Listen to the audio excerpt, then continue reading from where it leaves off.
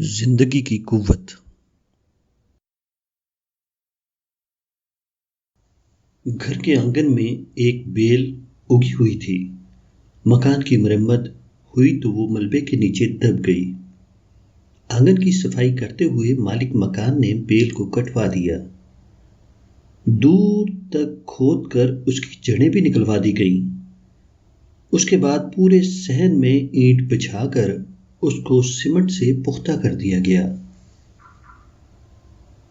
کچھ عرصہ بعد بیل کی سابقہ جگہ کے پاس ایک نیا واقعہ ہوا۔ پختہ اینٹیں ایک مقام پر ابھر آئیں۔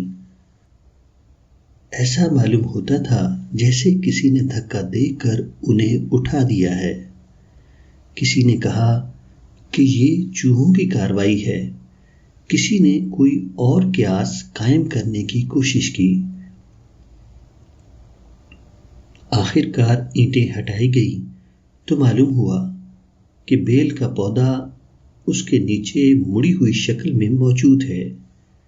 بیل کی کچھ جڑیں زمین کے نیچے رہ گئی تھیں۔ وہ بڑھ کر اینٹ تک پہنچیں اور اب اوپر آنے کے لیے زور کر رہی تھیں۔ یہ پتیاں اور انکھوے جن کو ہاتھ سے مسلا جائے تو وہ آٹے کی طرح پس اٹھیں۔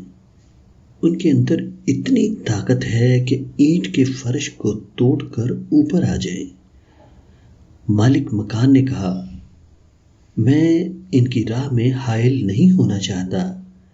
اگر یہ بیل مجھ سے دوبارہ زندگی کا حق مانگ رہی ہے تو میں اس کو زندگی کا حق دوں گا۔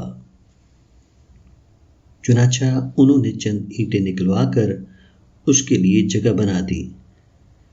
1 سال بعد ٹھیک اسی مقام پر تقریباً 15 فٹ اونچی بیل کھڑی ہوئی تھی، جہاں اس کو ختم کر کے اس کے اوپر پختہ اینٹیں جوڑ دی گئی تھیں۔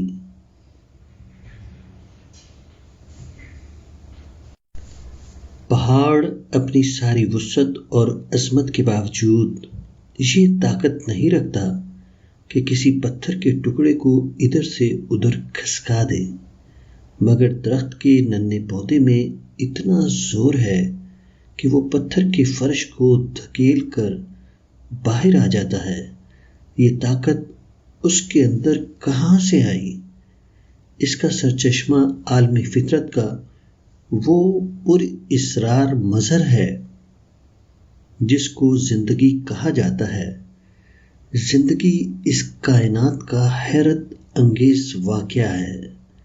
زندگی ایک ایسی طاقت ہے جس کو کوئی دبا نہیں سکتا، اس کو کوئی ختم نہیں کر سکتا، اس کو پھیلنے اور بڑھنے کے حق سے محروم نہیں کر سکتا۔